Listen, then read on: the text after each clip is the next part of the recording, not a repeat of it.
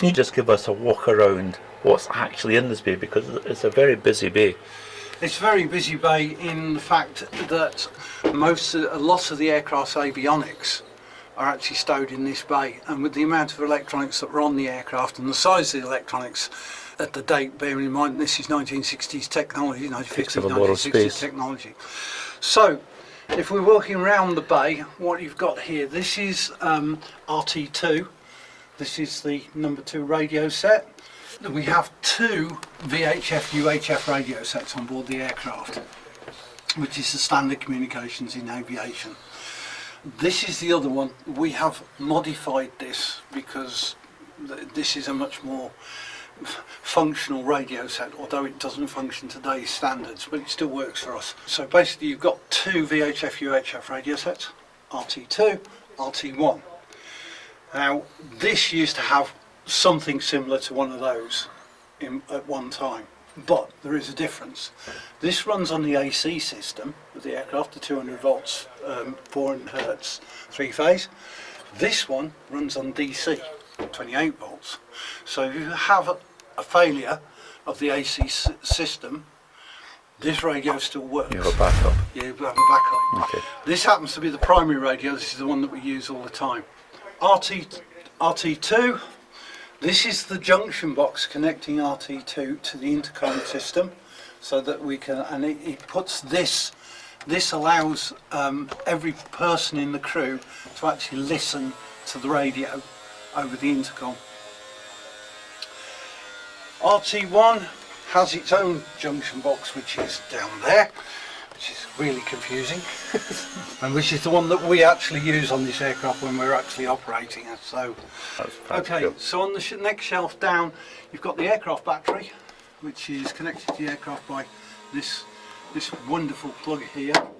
As you can see, the thickness of the cables coming out of it, what the current draw is from that battery.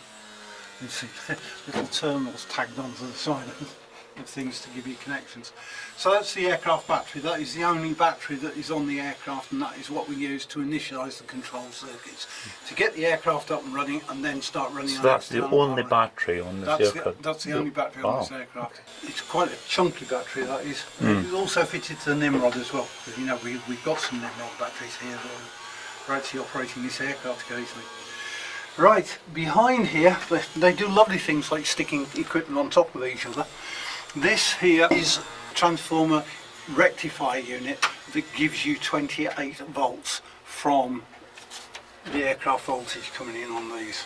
This box in front of it is actually one of the bearing control units out of, I believe this one is TACAN. What does TACAN mean? It's a tactical airborne navigation system. Okay. You'll see there are the various other radio and radio control boxes that are around the place. This is one of them, which is attached to an HF. You see the HF lead, the lead coming down here, which goes to a little shark's fin antenna on the outside of the aircraft. Again, antennas all over the place. These are the fire detection boxes for the engines, number 4 and number 1 on this side, and you'll find somewhere over here there are 2 more, which are for the other pair of engines, the inboards. So there's outboards here, inboards over there. So there's no standard rhyme or reason to the way they put it together. Okay, so moving down from there, we've got this is a calculator out of navigation bombing system. So that's one big calculator box, big cans, so lots of them. Right, transmitter receiver for the video control for the actual video head in the cockpit. This is one of the control boxes for that. Just move down here without falling all over these trays. These other boxes across the top are, some of these are calculator boxes, some of these generate different waveforms that are required by the MBS system. So we'll go away. So when it actually does what's required, it calculates using waveforms. But these waveforms, that's the waveform generator. That's a calculator Mark 5A. there's more than one calculator on this aircraft. This is the power supply. That's the power supply that runs all the systems. And then you've got this one here, which is another one of the control boxes. I can't tell you which one. It's probably, that's another calculator. And I say that's a calculator. And this is all parts of MBS, Navigation Warning System. But it's an analog calculation system. Oh yes. And this one, right by where the pigeon's parked itself, here, this is IFF, Identification Friend or Foe. An original one, a Cottesmore one. These are test panels for us when we're serving it. They do things like, it's like the IFF test box would have connected onto there, right? These panels are to use for doing things like, we can actually run the EHPP. EHPP? Emergency Hydraulic Power Pack, the one that's in the Bombay, the one that we had a problem with the other week, and that we can actually operate that from up here. There's various other things like you can also turn it on and off these lights, the servicing lights from inside the aircraft. There is a switch on here. I think it's that one. I'm trying to remember which one it is. I think that one is the switch that controls the when you roll out the air brakes. There are actually 3 positions on the air brakes. There's in, high drag, medium drag, and there is another position at high drag, which the air brakes come fully forward. Okay. Right, so they're fully like that. Normally they're like that. Now, with the weight on the wheels, we only get that angle, right?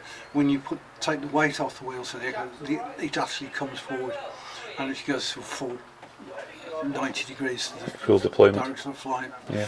But it only happens with weight off wheels. Oh, okay. But the capability in here is to actually bypass that and allow you to test that on the ground. Yeah. Okay. One last switch. What's the switch at the far end next to it? That is right. What this is for the IFF again. It's so you can turn between the top antenna and the bottom antenna during when you're testing. Funny story. When I was doing my basic tech course at Cosford, I was working on the Shackleton, and I was testing this, and one of the tests was to turn it on and use the box, because normally there's a cup that fits over the antenna that you're testing on so that the radiation goes straight into the test set. One of the tests was to take that off and to actually do a test with an antenna on top of the box. And I was doing that test. Now that is fine in a hangar when you've got the hangar doors closed. What I didn't know was behind me somebody opened the hangar doors. About 30 seconds later, the chief tech who was in charge in the workshop came roaring out, "Who's testing the IFF with the hangar doors open?" Me. Oops. Yes, so we had disaster and diversion on the phone saying, "Have you got an aircraft down or something?" Not big, not No, clever. Not very clever. Yeah. What's that there for? That is, you know, when we do the when you hear the intercom over the PA, that's our link to the PA. Ah, okay. Yeah, there's Roger's bits and pieces that he's bolted in here. Okay. Been Rogerized. Yes. Cool.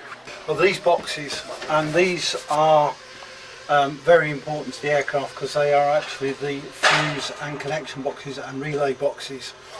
So 16p and 15p, which is that one over there, distribute DC power to the whole of the aircraft, port and starboard. We have had problems with this aircraft on some time ago that we had relays that weren't functioning properly and we lost half the aircraft. When these boxes drop out, the relay that's in this box, all your control circuits on that side of the aircraft stop working. Which is not big or clever. Which is not very good. No. This one, 19p, is basically the box. That's the main supply box in there. Some very big chunky fuses in that one. Okay. So see just to the left, there are 2, is it collectors or 2 pressure bottles? These are nitrogen bottles that are used.